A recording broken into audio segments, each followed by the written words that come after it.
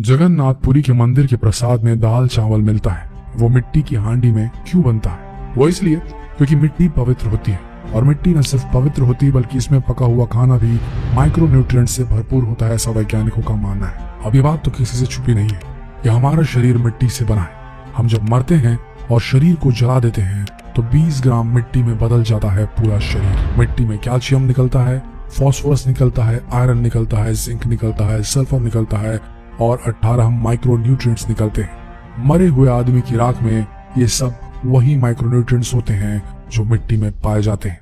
जगन्नाथपुरी की मिट्टी पवित्र है, इसलिए हम मिट्टी के बर्तन में ही खाना पकाते हैं, वहाँ दाल पकाते हैं। भगवान को पवित्र चीज ही दी जाती है, अपवित्र चीज भगवान को नहीं चढ़ाई जा सकती। इसी बात को लेकर भुवनेश्वर में CSIR की एक लेबोरेटरी है, council of science and industrial research laboratory, जिसको रीजनल रिसर्च लेबोरेटरी कहते हैं। भुवनेश्वर के कुछ वैज्ञानिकों ने विश्लेषण किया कि जगन्नाथपुरी के मिट्टी के बर्तनों में बनने वाली दाल में आखिर क्या है, लेकिन वैज्ञानिक जगन्नाथपुरी की दाल का विश्लेषण करने में असमर्थ रही, जिसे मिट्टी के बर्तनों में पकाया गया था। फिर दिल्ली के कुछ वैज्ञानिकों ने उस पर काम किया, एक प्रेशर कुकर पर बनी दाल पर और दूसरा जगन्नाथपुरी की मिट्टी की हांडी में बनी दाल पर, और उनका जो रिजल्ट है वो रिसर्च रिपोर्ट में है कि जगन्नाथपुरी की मिट्टी की हांडी में बनी दाल में एक भी माइक्रोन्यूट्रिएंट पकने के दौरान कम नहीं हुआ था।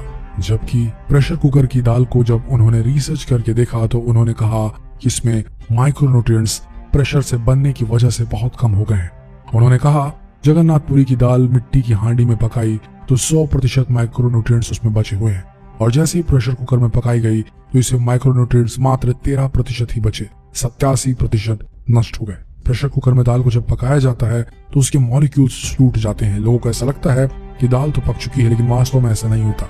पके हुए का मतलब होता है कि जो माइक्रोन्यूट्रिएंट्स आपको कच्चे रूप में शरीर उपयोग नहीं कर सकता, उन्हें उपयोगी बनाने के लिए उसे पकाया जाए। मिट्टी की हांडी की दाल बहुत बेहतरीन क्वालिटी में होती है क्योंकि उसमें प्रेशर से उसके माइक्रोन्यूट्रिएंट्स को क्षति नहीं पहुंचती है।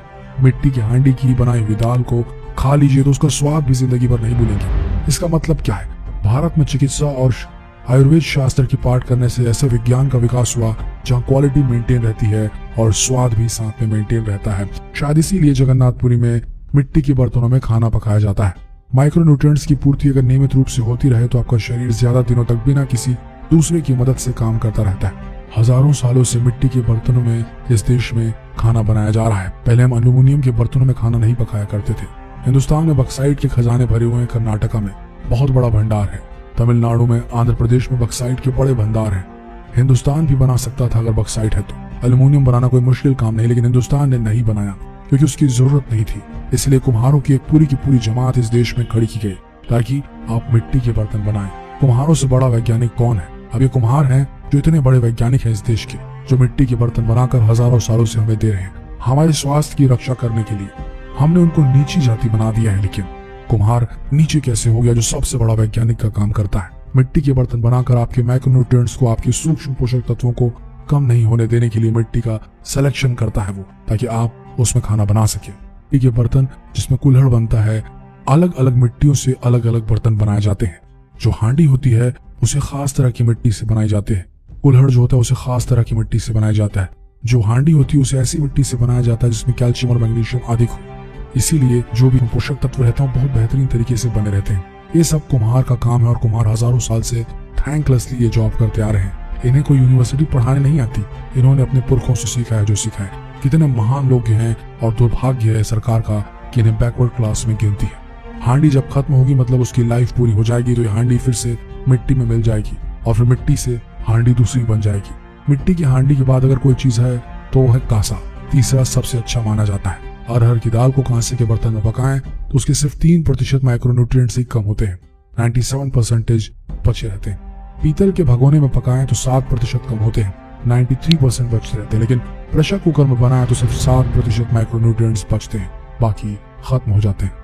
मिट्टी की दाल खाना शुरू करें, मिट्टी की हांडी में रखी दाल खाना शुरू करें। चावल खाना है तो मिट्टी की हांडी में पकाएं। जिनका शुगर यूनिट 480 के ऊपर है ऐसे पेशेंट्स को 8 से 9 महीने नियमित रूप से मिट्टी की हांडी में दाल और चावल खाना चाहिए। हांडी की खिचड़ी नियमित रूप से खाइए और मिट्टी का तवा भी लेकर घर में रोटी बनाने के लिए बाजरे की रोटी बनाइए। इससे आपका स्वास्थ्य सही रहेगा। 8 महीने के बाद जब आप शुगर टेस्ट कराएंगे तो आपको 400 यूनिट वाला 180 यूनिट पे आ जाएगा। बिना किसी मेडिसिन के, बिना किसी इंजेक्शन के, बिना किसी तकनीक के। मिट्टी की दाल खा के, मिट्टी का चावल खा के, मिट्टी की खिचड़ी खाएं और स्वस्थ रहें। शायद यही कारण है जिसकी वजह से जगन्नाथपुरी में मिट्टी के बर्तनों में खाना पकाया और परोसा जाता है। आशा करते हैं वीडियो आप सबके कौतूहल से भरे उन सवालों का जवाब दे पाया होगा।